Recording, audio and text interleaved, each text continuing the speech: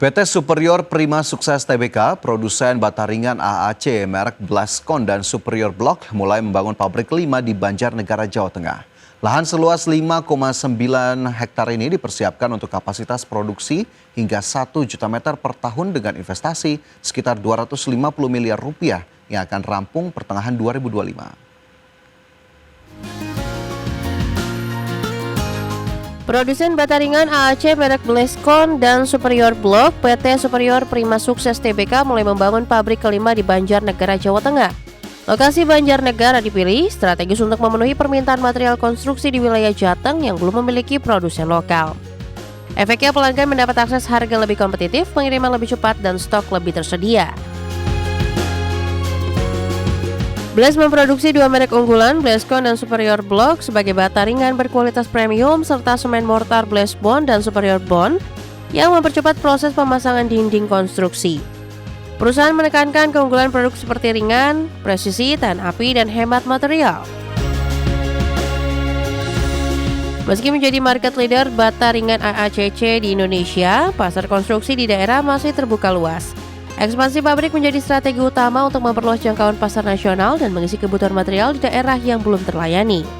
Perusahaan juga perlu mengatasi tantangan logistik distribusi ke sektor konstruksi seperti akses ke lokasi terpencil serta fluktuasi harga bahan baku semen dan pasir silika. Meski demikian, kehadiran pabrik lokal di Banjarnegara diyakini bisa menurunkan biaya distribusi signifikan. Berbagai sumber, IDEX Channel.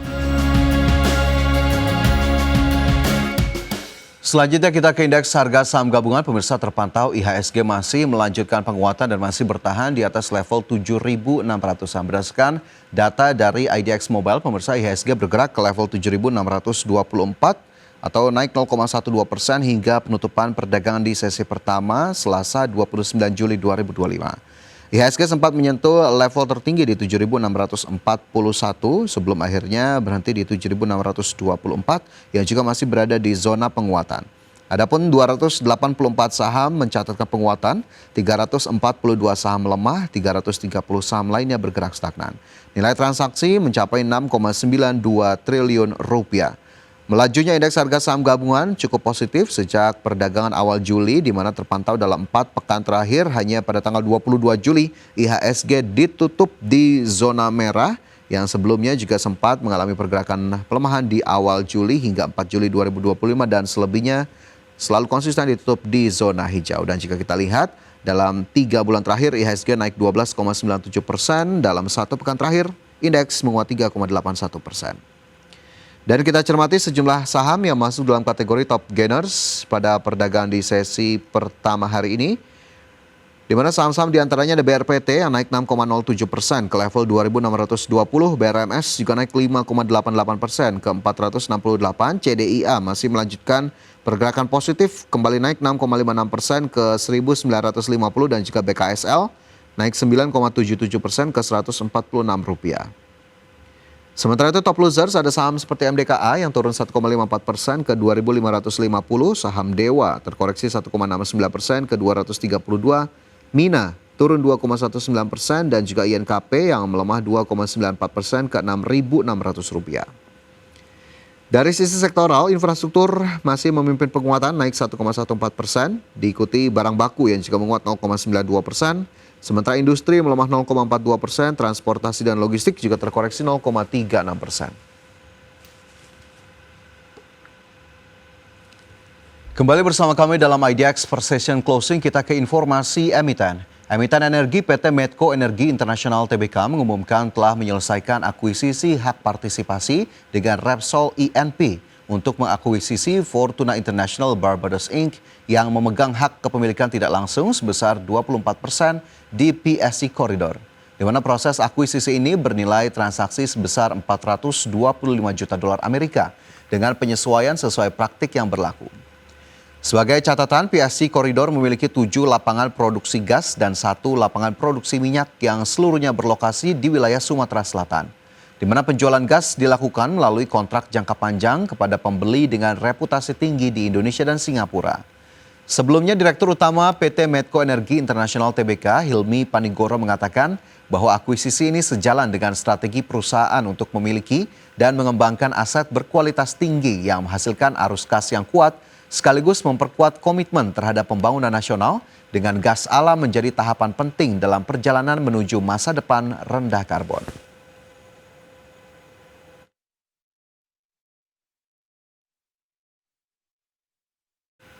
PT Teladan Primagro Tbk membukukan laba bersih 218,92 miliar rupiah di kuartal 1 2025 atau tumbuh 211,6% dari 70,25 miliar rupiah pada kuartal 1 2024. Lonjakan kinerja ini dipicu kenaikan harga CPO dan ekspansi hilirisasi produk PKO dan biodiesel. PT Teladan Prima Agro Tbk membukukan laba bersih 218,92 miliar rupiah kuartal 1 2025. Harga rata-rata CPO melonjak 31,4% mencapai Rp14.365 per kilogram dan harga PK naik 120,9% ke Rp10.488 per kilogram. Sementara itu, volume penjualan CPO naik 6,36% menjadi 78.121 ton. Di sisi lain, pendapatan hilirisasi CPO KO turut naik dengan harga jual Rp23.161 per kilogram dan volume 2.510 ton. Sementara itu, total pendapatan Januari hingga Maret 2025 mencapai Rp1,28 triliun, naik 49,1% dibandingkan periode yang sama tahun lalu yang hanya sekitar Rp858 miliar.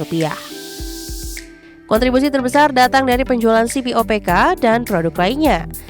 Teladan Prima Agro membidik pendapatan Rp4,63 triliun sepanjang 2025, naik 10% dari realisasi Rp4,21 triliun di 2024. TLDN resmi mengakuisisi 99,99% saham PT Cipta Davia Mandiri senilai Rp136,32 miliar pada 13 Juni 2025. CDM kini menjadi anak usaha penuh dan segera dikonsolidasikan ke laporan keuangan induk. Aksi ini bertujuan memperluas lahan kebun, meningkatkan kapasitas produksi, dan memperkuat nilai aset strategis perusahaan. Dengan lonjakan laba dan pendapatan di triwulan pertama ditopang oleh akuisisi strategis, CDM, dan target ekspansi ambisius, Teladan Prima Agro membangun fondasi pertumbuhan berkelanjutan. Fokus pada hilirisasi dan efisiensi teknologi menjadi kunci memperkokoh posisi di pasar kelapa sawit nasional dan global. Berbagai sumber, IDEX Channel. Kita ke informasi lain, pemirsa. Komite Stabilitas Sistem Keuangan memastikan stabilitas sistem keuangan terjaga meski situasi global tak menentu. Ketua KSSK menjelaskan bahwa berbagai kebijakan di sektor keuangan dan ekonomi dipastikan masih cukup untuk mendorong target pertumbuhan ekonomi tahun ini. Komite Stabilitas Sistem Keuangan atau KSSK menegaskan stabilitas sistem keuangan nasional tetap terjaga pada kuartal kedua 2025. Meski dunia tengah menghadapi ketidakpastian yang tinggi, berbagai kebijakan di sektor keuangan dan ekonomi dipastikan masih cukup untuk mendorong target pertumbuhan ekonomi tahun ini. Ketua KSSK yang juga Menteri Keuangan Sri Mulyani Indrawati menyebut saat ini ekonomi Indonesia masih berada di jalur positif, di mana konsumsi rumah tangga dan daya beli masyarakat tetap terjaga dan ditopang oleh aktivitas dunia usaha yang bertahan. Sri Mulyani juga menyoroti peran penting APBN dalam menjaga daya tahan ekonomi melalui fungsi counter cyclical dan distribusi fiskal yang efektif. KSSK optimis bahwa pertumbuhan ekonomi Indonesia pada triwulan kedua akan tetap terjaga. Konsumsi dan daya beli masih positif serta aktivitas dunia usaha yang cukup resilient yang didukung oleh peranan APBN di dalam menjalankan fungsi counter cyclical maupun di dalam memperbaiki distribusi dan efektivitas market. Meski KSSK tetap optimistis terhadap ketahanan ekonomi domestik, pemerintah harus tetap mewaspadai dinamika global saat ini. KSSK juga akan mendorong kebijakan fiskal, moneter, hingga kebijakan sektor finansial yang adaptif untuk memastikan perekonomian nasional tetap stabil dan mampu menghadapi tekanan dari luar negeri. Dari Jakarta, Rarjo Patmo, IDEX Channel.